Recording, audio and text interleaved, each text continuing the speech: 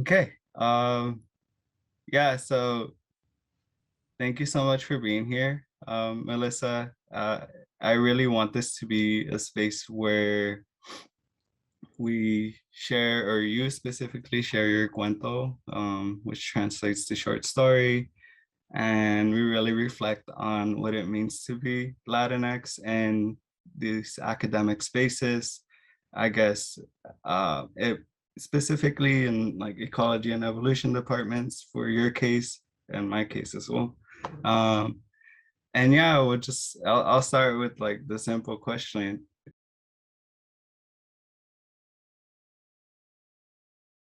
Originally from Bogota, Colombia. I was born there and grew like did most of my kind of like middle school and elementary school there. And yeah, so that's where I'm from. And I did my graduate degree at the University of British Columbia. I did my PhD there with Diane Srivastava. And in terms of my research, my research interests have evolved through time. I've dabbled in all sorts of different topics and methodologies, and I've tried all sorts of different things. And when I was doing my PhD, I was really interested in kind of like meta community theory and how can meta community theory help us understand, how networks work. And that was kind of like the main focus of my PhD. And I was using the Bermiliad system to study this. And through time, slowly, I started developing this like amazing love for like art and statistics that I didn't realize it was there like during my undergrad. It started kind of coming up in my master's a little bit. But during my PhD, it really fully fledged like, oh my God, this is the thing that I actually really love doing. And so right now, the main focus of my research is to develop statistical methods to understand changes in biodiversity through time, and also to leverage our large-scale databases that we currently have, because right now it's an amazing time to be a computational ecologist, and use these databases to understand how has biodiversity changed through time. And that's really going to be the focus of my lab. We're mostly working with insects, or I'm mostly working with insects, and I've been working with bumblebees, but expanding my range to other types of pollinators. And so that's what I love right now.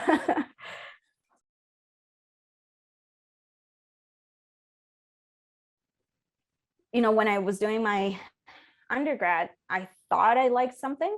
And then I would try it out and be like, actually, I don't like this. And so I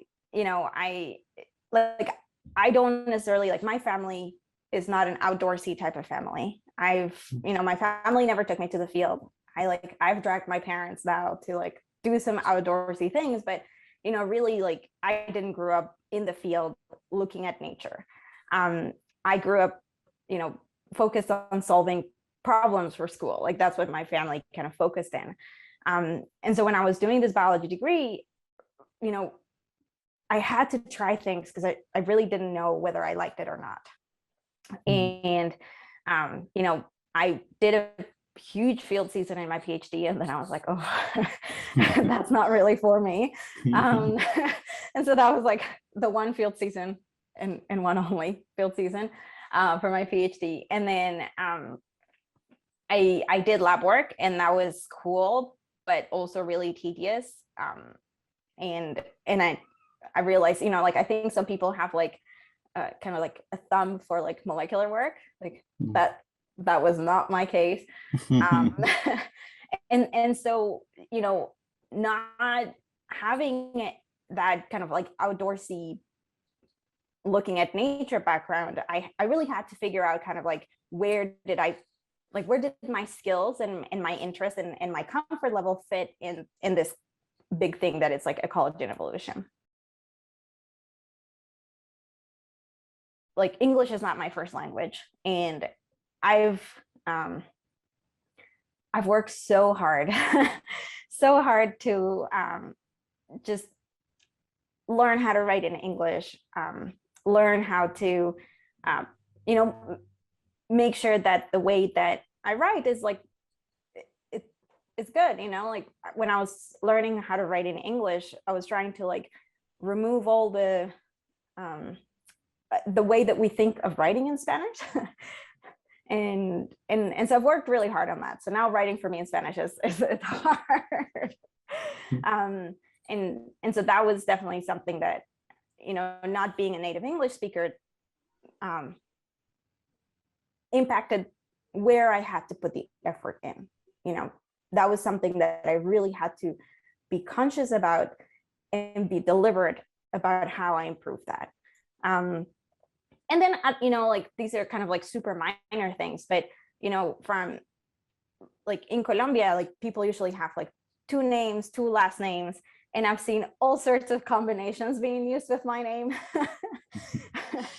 You know, like, so, you know, because I go by my middle name, which is weird, I know, but That's not. you know, I'm gotten used to people calling me Laura, which is fine. And, you know, I use sometimes my 1 last name, but my passport has the 2 last names, and it's just confusing. And I've seen every single combination that you could think of with my 4 names. I've seen it. Which is, you know, it's funny. Kind of like reflect on the language thing. It's for me particularly, I grew up learning both kind of at the same time. Um, it's definitely like it feels like navigating 2 worlds. That's I, kind of like oh, go for it, no, Lisa. no, no. I just wanted to kind of touch on that point. And I feel it too, because all of my biology education has been in English.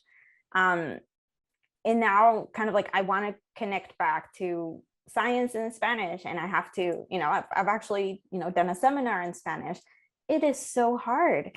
And I had to like, okay, how do you say all these words? I actually had to like sit down with my dad and be like, okay, help me translate this word. um, just because, you know, like the way that I did my training, like I haven't had that opportunity to do my training in Spanish, or like, well, I didn't do my training in Spanish. And so, yeah, that's really interesting, because like you said, they're 2 different worlds.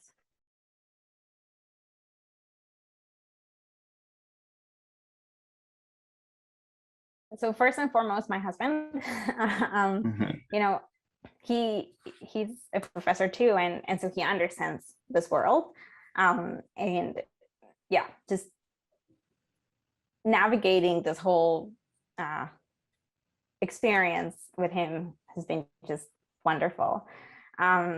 Obviously, you know, my mentors are also part of my support system, you know, like, and by mentors is not just, you know, your advisors, but, you know, senior PhD students and senior postdocs, all of the people around you who just have more experience than you.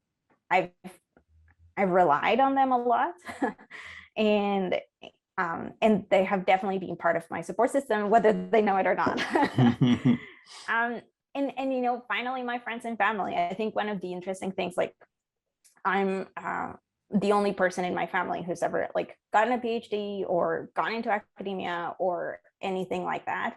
And I think for them is like they're very supportive, in the sense that like they're really happy that I'm happy, but I don't think they really understand kind of what academia is, or how it works or anything. And so like that has been kind of interesting, because at the same time that they're supporting me, I'm also teaching them like about this world, right? And you know, I think for them it was really weird. Like I finished my undergrad and they're like, okay, now you can go get a job. And it's like, well, I want to keep going to school. And they're like, what? Why? Are there even jobs? And something like that. So, you know, in that sense, like I think my support network is pretty big, and I rely on different types of people for different things.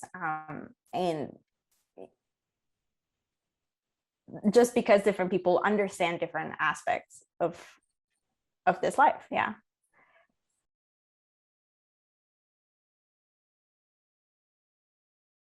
discovered during my PhD is like your mentor is not just your PhD advisor. And it's excellent to work with other people and to learn from other people, just because, you know, everybody does science in a slightly different way. And, you know, sometimes, you know, your advisor may be swamped with like 4 other students and grants and all of these other things. And so, you know, there's other people who are available, who you can rely on, and who are also really smart and also know how to do things in a different way. And so for me, like I really benefited from working with postdocs and with senior graduate students in projects that, you know, sometimes included my advisor, sometimes it didn't, but it gave me this like broader sense of community and like a broader sense of work that made the PhD feel less lonely.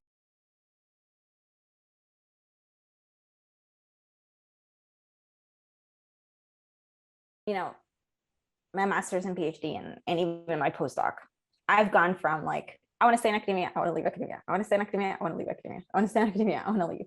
And so it's varied a lot through time. Obviously, depending on kind of like how I'm feeling at that moment. But the one thing that I did do that I'm really thankful for today is, you know, when I was in my first year, my second year, I said, you know what, I don't know if I want to stay in academia, but what I do know is that I want to set myself up so that my future self has the choice. And so I figured out like, okay, what is it that I need to do so that 5 years down the line, I have that choice. And so I think that really helped me kind of set up my short-term goals, because even if at that moment I wasn't sure or I didn't feel like this was for me, I didn't want to kind of shoot myself in the foot and impair myself in a way that like 5 years down the line, I couldn't make that choice because I didn't work for the things that would have allowed me to have that option open. Knowing kind of like what my options were and how I could set myself up so that my future self could make that choice really helped me kind of go through the waves of like being discouraged or encouraged to stay or leave in academia. And I think it's normal to go through all those feelings many times during your degree.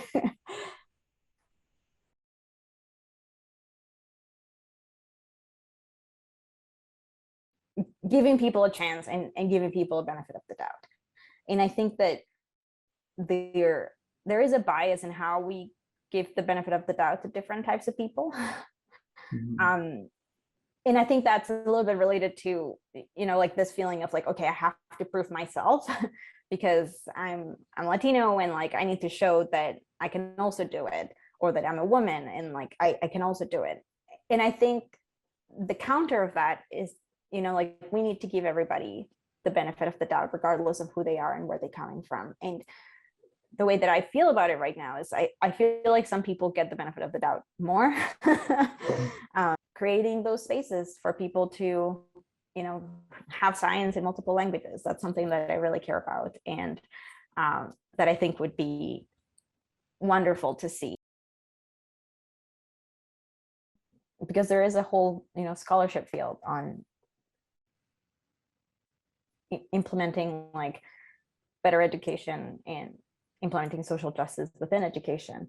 And that also means like we don't have to come up with the answers from scratch. Yes, definitely. Yeah.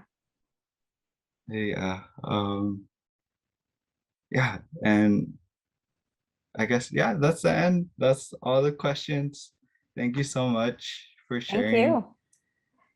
It was so nice to meet you with like these questions. And again, I really appreciate you wanting to participate in this. And yeah, any last words?